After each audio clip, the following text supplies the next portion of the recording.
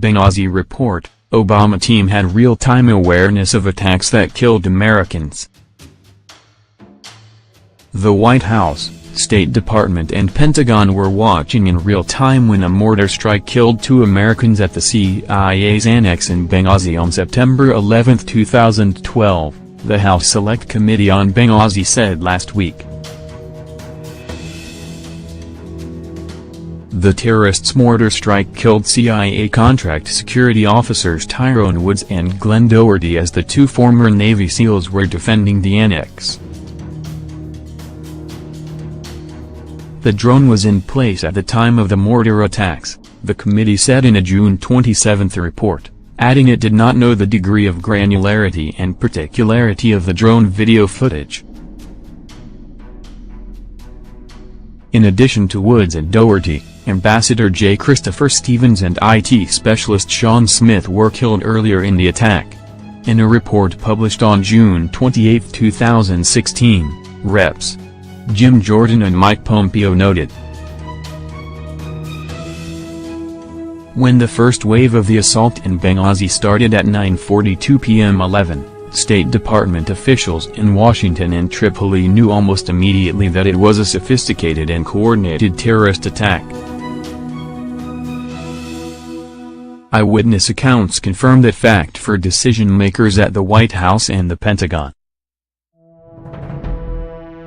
Despite this knowledge, no military assets reached Benghazi during the fight.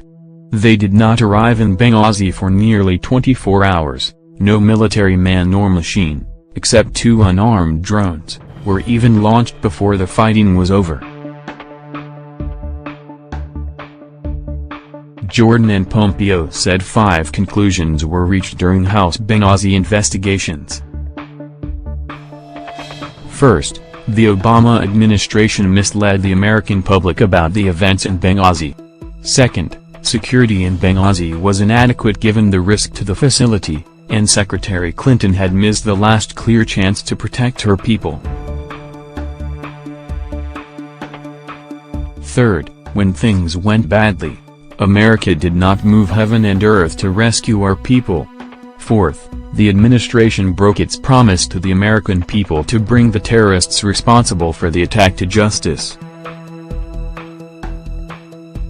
Finally, we make note of the disappointing fact that the administration did not cooperate with our committee's investigation from the very beginning.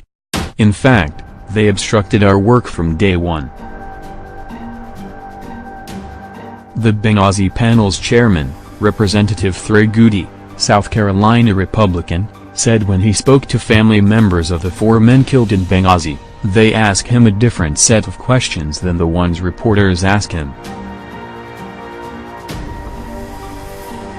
When you meet with the families privately, he said, there are incredible personal questions.